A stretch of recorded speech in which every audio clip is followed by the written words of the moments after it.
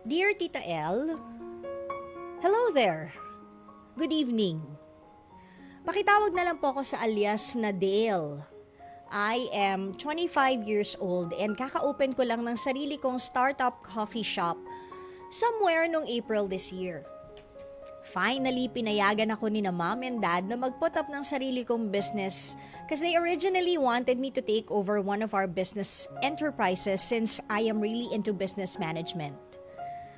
Moving forward to my concern, I just wanted to ask for your perspective and insights on this matter, Tita L.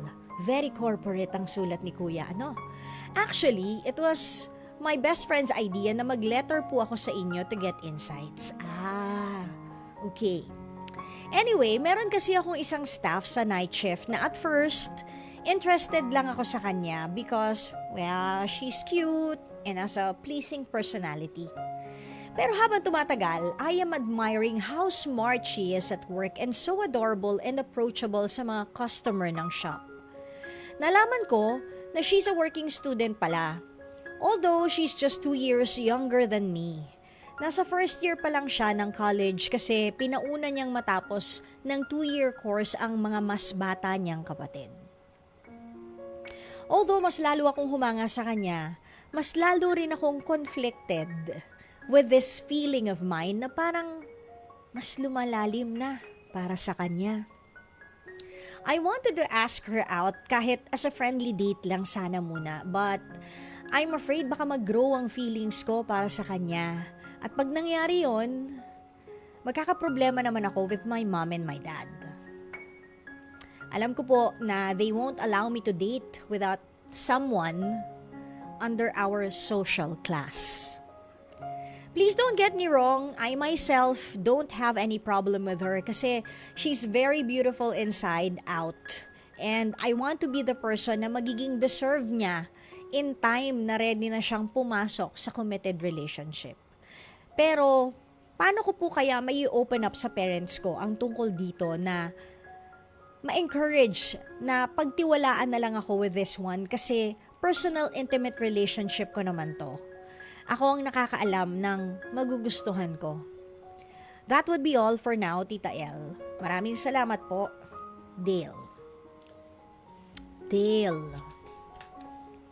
Sabi diba, you should honor your parents. Pero alam mo, ang bigat ng problema mo eh. Unang-una, staff mo yung nagugustuhan mo. Since very corporate naman yung pagsulat mo sa akin, in the corporate scenario, medyo may conflict talaga pagka ikaw yung boss at nagugustuhan mo ang staff mo. Parang red flag yun. You know why? Kasi, what if you tend to really like her and she's just afraid to hurt your feelings? Na baka mawalan siya ng trabaho if, for example, she doesn't really like you and she just tries to like you back. What if? Siyempre, sabi mo nga, no? Magkaiba kayo ng estado. Ikaw kasi yung may-ari at siya ay staff mo. Doon pa lang, lamang ka na sa kanya. Kahit wag na natin pag-usapan yung social class na yan. Kasi nararamdaman ko, by the way, you Englishing me, talaga namang may kaya ang pamilya.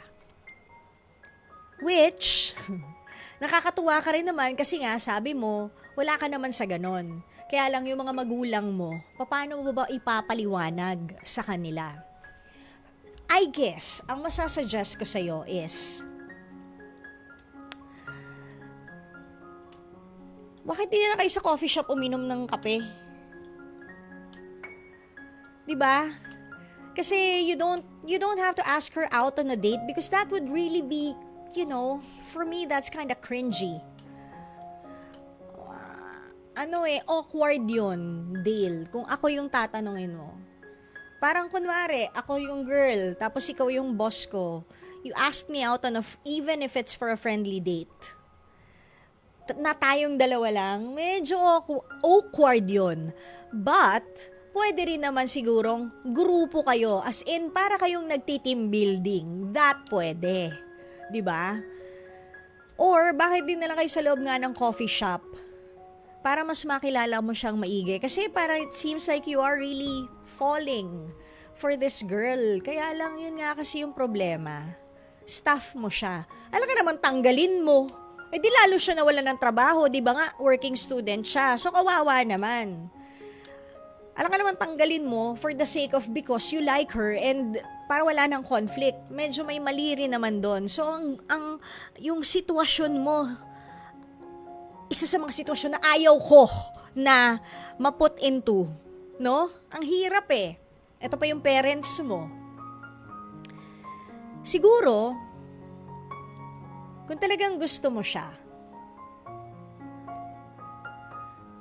aside from para kayo magti-team building, para mas makilala mo lahat ng staff mo at higit sa lahat siya.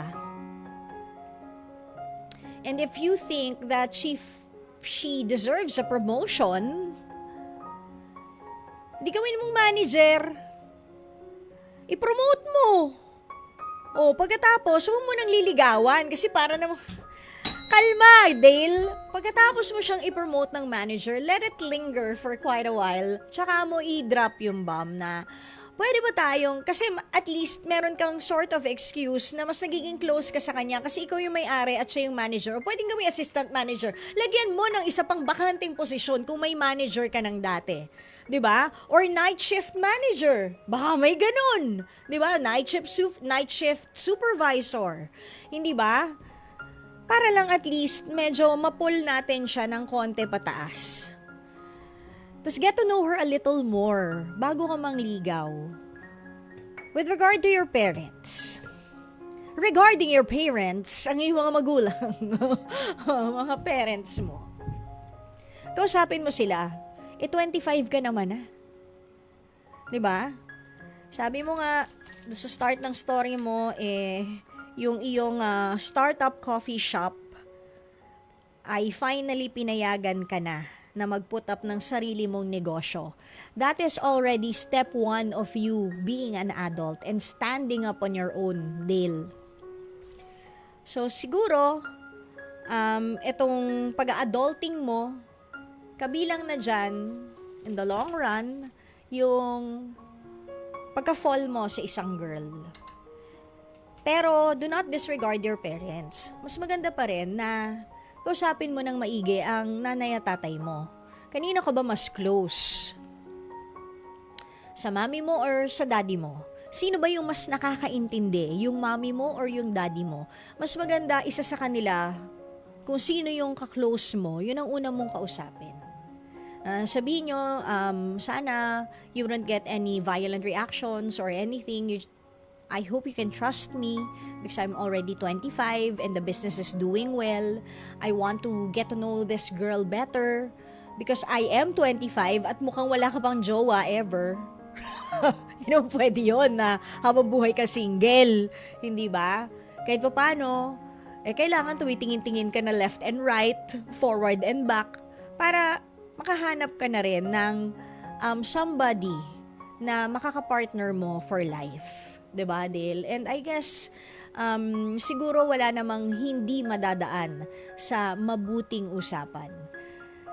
If you plan to talk to both of them, treat them out to dinner. Kausapin mo para hindi sila nagwawala sa restaurant.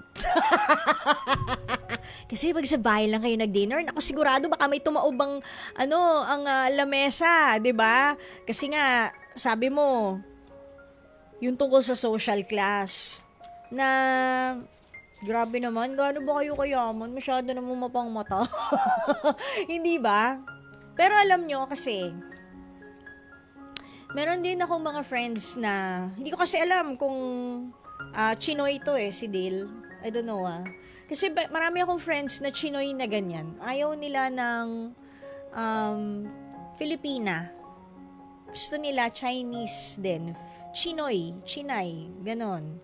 Alam niyo yun? Anyways, so Dale, sana maging okay ang pag-uusap mo with your parents. Sabihin mo ganito, I am asking for your blessing. Diba? Para formal. Diba? Para formal din. Sabihin mo, Mom, Dad, I am asking for your blessing. Kung pwede, kahit just this once. kung pwede, I want to get to know this girl better. Kahit isang beses lang sana, mapagkatiwalaan at mapagbigyan niyo ako. Blessing is the key word. Diba? I'm asking for your blessing. And I am hoping na mapagbibigyan niyo ako. Ganon. Okay, Dale? Sana nakatulong.